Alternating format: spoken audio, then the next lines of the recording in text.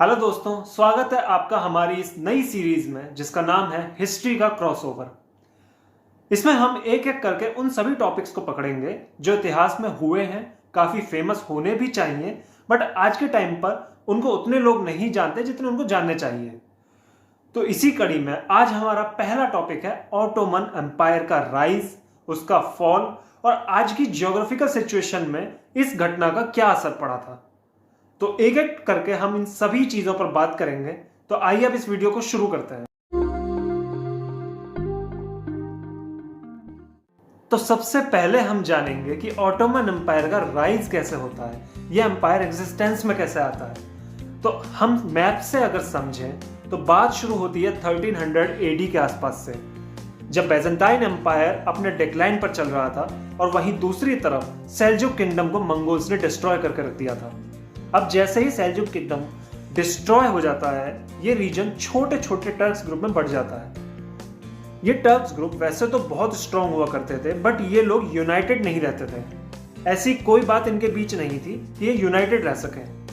इन्हीं ग्रुप में से फिर एक लीडर निकलते हैं जिन्होंने इन ग्रुप्स को यूनाइट करके टर्किश एम्पायर की नींव रखी। इस लीडर का नाम था उस्मान, जिसको यूरोप में ओथमान भी कहा जाता था, और इन्हीं के फॉलोअर्स को आगे कहा गया ऑटोमन्स। अब इनकी अगर आइडेंटिटी की बात करें तो ये लोग इस्लाम को फॉलो किया करते थे और ये लोग अपने वॉरियर्स को गाजी कहा करते थे। अब यहाँ ऑटोमन एम्पायर की नींव कैसे रखी गई वो तो हमने जान लिया, बट ये एम्पायर इतना विशाल कैसे हो गया कि ये तीन कॉन्टिनेंट्स में फैल गया। इस साम्राज्य का विस्तार किस तरीके से किया गया, इस एम्पायर को एक्सपेंड किस तरीके से किया गया, अब वो जान लेते हैं।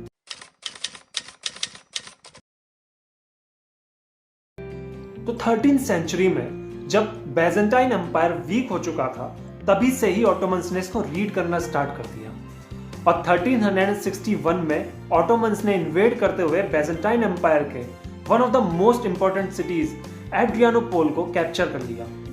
अब धीरे धीरे ऑटोमन्स अपना एक्सपेंशन बढ़ाने लगे थे, तभी इनको एक झटका लगता है। वो झटका क्या था?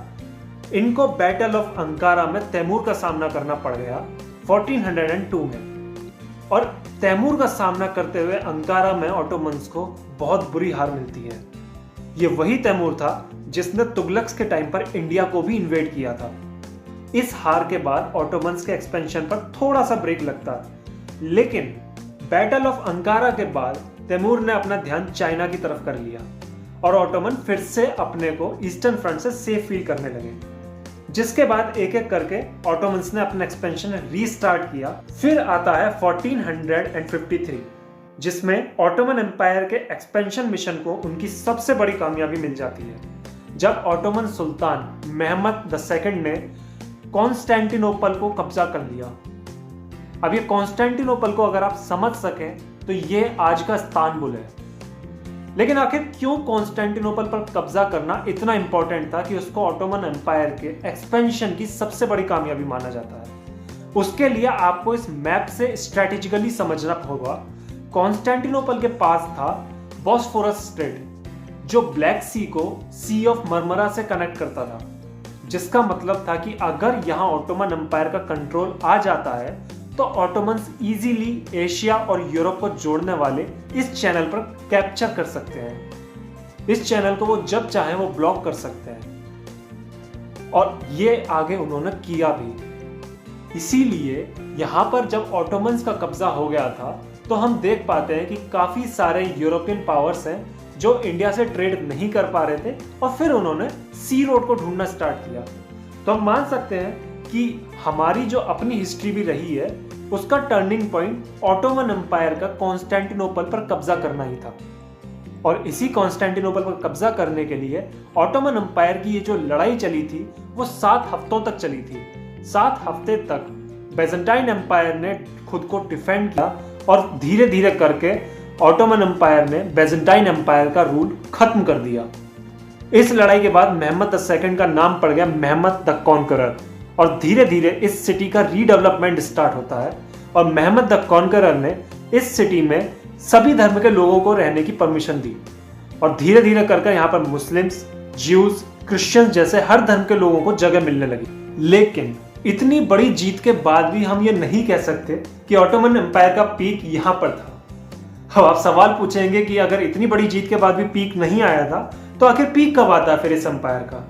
तो अगर हमें ऑटोमन एम्पायर का पीक देखना है कि इनका सबसे ज्यादा एक्सपेंशन कब था, तो हमें जाना होगा सुल्तान सुलेमान वन के रेन में, जो 1520 में सुल्तान बने और 46 साल तक इन्होंने रूल किया। इनके ही रेन में हमें ऑटोमन एम्पायर नॉर्थ अफ्रीका के कोस्टल एरिया में, हंगरी और यूरोपियन के काफी सारे एरिया में हमें देखने को मिलता है कि ऑटोमन एम्पायर फैल चुका था। ये आप इस मैप से समझ सकते हैं कि Ottoman empire Asia, Europe and Africa में किस तरीके से फैला हुआ था। और इसी को कहा जाता है कि ऑटोमन एम्पायर अपने पीक पर जब था जब सुल्तान सुलेमान का रेन चल रहा था। लेकिन फिर इनके रेन के बाद ऑटोमन एम्पायर का फॉल स्टार्ट होता है।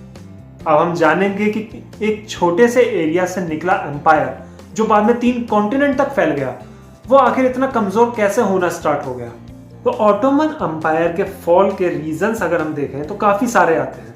पहला रीजन जो आता है वो सुलेमान वन के बाद ऑटोमन एम्पायर में कभी कोई इतना पावरफुल लीडर आया ही नहीं था जो इस रूल को संभाल सके, जिसका रीजन था कि जो भी सुल्तान बनना चाहता था वो अपने सारे भाइयों को मार देता था ताकि उसके लिए कोई कंपटीशन ही ना बचे जो सुल्तान बन सके उसकी जगह। और सुल्तान का अपने सभी भाइयों को मारने की इस प्रैक्टिस की वजह से ही ऑटोमन एम्पायर को पावरफुल लीडर्स मिलने बंद हो गए। वहीं यूरोप में उस टाइम पर इंडस्ट्रियल रेवोल्यूशन स्टार्ट होता है। जहां हम देख रहे हैं कि ऑटोमन एम्पायर में कोई पावरफुल लीडर नहीं आ पा रहा है, वहीं यूरोप में इंडस्ट्रियल रेवोल्यूशन स्टार्ट हो गया है। और इसी इंडस्ट्रियल रेवोल्यूशन की वजह से यूरोप का डेवलपमेंट बहुत तेजी के साथ होना स्टार्ट हो गया।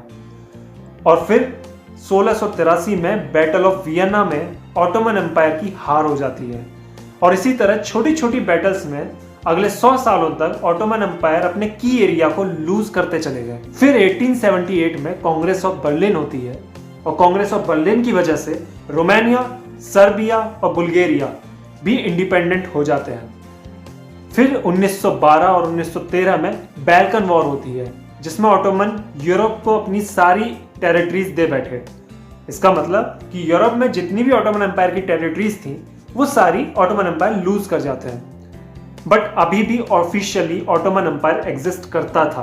फिर स्टार्ट होता है फर्स्ट वर्ल्ड वॉर, जिसमें ऑटोमन एम्पायर सेंट्रल पावर्स यानी कि जर्मनी, ऑस्ट्रिया और हंगरी की तरफ से लड़ते हैं। और इसी लड़ाई का एक पार्ट है बैटल ऑफ हाइफा, जिसके इंडियंस के लिए काफी ग्लोरियस हिस्ट्री है, क्योंकि यहां इंडियन ब्रिगेड भी लड़ी थी और उनके सामने थे ऑटोमन सोल्जर्स। और इस लड़ाई में ऑटोमन सोल्जर्स की बुरी तरह हार होती है। इस लड़ाई के बाद ऑटोमन्स कभी रिकवर नहीं कर पाए और 1922 में ऑफिशियली ऑटोमन एम्पायर खत्म हो गया। 1923 में अतातुर्क की लीडरशिप में टर्की को एक सेपरेट कंट्री बनाया जाता है जो आज भी एग्जिस्टेंस में है। अभी तक आपने जितना ऑटोमन एम्पायर के बारे में समझा है, आप ये देखेंगे कि ऑटोमन एम्पायर ने पहला तो कभी इंडिया पर अटैक नहीं किया, जिसकी काफी सारी वजह बताई जाती है, लेकिन उनमें से एक सबसे बड़ी वजह बताई जाती है कि वो ईस्टर्न फ्रंट पर पहले ही तैमूर से लड़ते हुए हार चुके थे। और फिर अगर वो इंडिया की तरफ अगर बढ़े तो मैप वाइज अगर आप समझेंगे तो ऑटोमन एम्पायर का यहां पर रूल नहीं था और इस एरिया में रूल था सफाविद एम्पायर का। और ऑटोमन एम्पायर को अगर इंडिया की तरफ लैंड रूट से बढ़ना है तो उनको सफाविद एम्पायर को हराना पड़ेगा। और इसी वजह से ऑटोमन एम्पायर कभी भी इंडिया तक नहीं पहुंच पाए, क्योंकि सफाविद एम्पायर भी अपने आप में ताकतवर एम्पायर था। लेकिन ऐसा नहीं है कि ऑटोमन एम्पायर का संबंध इंडिया के किसी भी स्टेट से नहीं रहा है।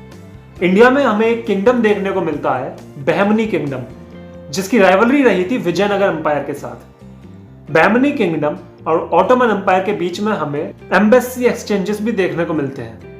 अब यहाँ ऑटोमन एम्पायर का एंड तो हो जाता है, लेकिन इसको खत्म होने के बाद कुछ जो इफेक्ट्स आते हैं, जो दुनिया पर जो असर पड़ते हैं, हम उसको एक बार समझ लेते हैं। बहुत बड़ा इंपैक्ट जो इंडिया पर हमें देखने को मिलता है वो होता है खिलाफत मूवमेंट। ये खिलाफत मूवमेंट क्या है मैं आपको एक बार समझा देता हूँ। तो ऑटोमन एम्पायर जब हुआ करता था तो उसमें एक पोजीशन होती थी, खलीफा की पोजीशन, जिसको पूरी दुनिया के इस्लाम का हेड माना जाता था। जब ये एम्पायर गिरता है और खलीफा की पोजीशन खतरे में आ जाती है तो इंडिया में इसका विरोध किया जाता है, क्योंकि खलीफा की इज्जत पूरे इस्लामिक वर्ल्ड में उस टाइम पर काफी ज्यादा हुआ करती थी। और ये इंडिया में वही टाइम था, फर्स्ट वर्ल्ड वॉर के आसपास अगर आप देखेंगे तो इंडिया में वही टाइम था जब फ्रीडम स्ट्रगल भी इंडिया में चल रहा था। इसी फ्रीडम स्ट्रगल के बीच में खलीफा के सपोर्ट में आते हुए भारत के अंदर अली ब्रदर्स ने खिलाफत आंदोलन की शुरुआत करी। अब क्या हुआ था खिलाफत आंदोलन में, इसकी बात हम कभी और करेंगे, लेकिन आप यहां से यह समझ सकते हैं कि ऑटोमन एम्पायर के गिरने से इंडिया पर भी एक बहुत बड़ा असर हुआ था।